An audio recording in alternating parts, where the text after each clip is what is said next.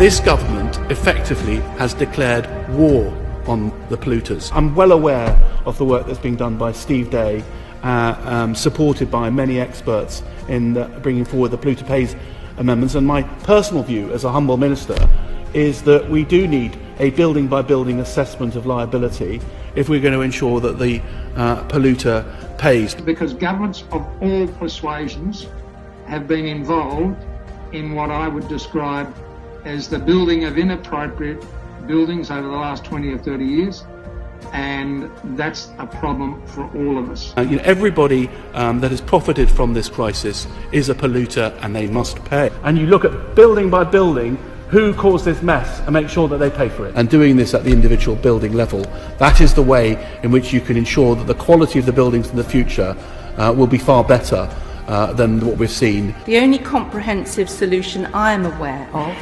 is the PolluterPays amendment. In support of Lord Lytton's amendment. My Lords, reading the email circulated citing powerful support to these amendments from experts, commentators, government figures, individual leaseholders and associations from across the whole world, not just the UK. The rest of us can only look on in envy at the level of support. There's an amendment to that by Lord Lytton and the Lords which aims to protect leaseholders from these sometimes literally ruinous costs.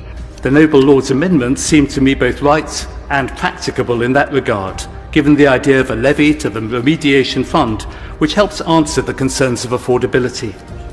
Developing new confidence in the construction industry and driving up its standards will also help protect the long-term reputation of the industry itself, which can only be a win-win for all concerned, or at least for all committed to the vision of good housing rather than a race to the bottom.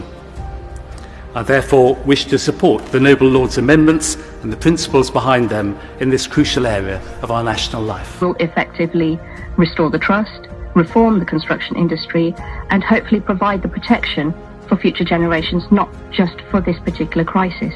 The PolluterPays amendment, the draft of which has been prepared and had the scrutiny of top legal minds like Daniel Greenberg. These proposals really are heavyweight legal stuff. So, with the support of the Minister, who has spoken very kindly this afternoon, with the support of both Houses of Parliament, these clauses can be got onto the statute book and then they can be implemented fast, effectively and efficiently. I will listen particularly carefully to what the noble Earl Lytton has to say about drawing on the PolluterPays principle to recompense leaseholders.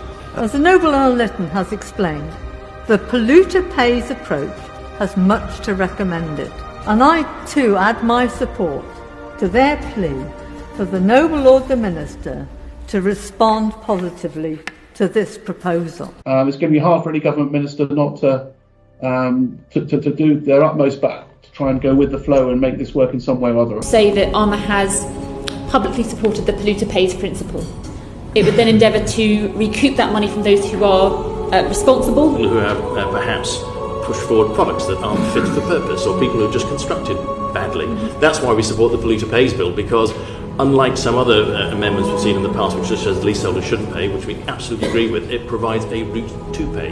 PolluterPays seems to be the only thing, the only suggestion that can go forward.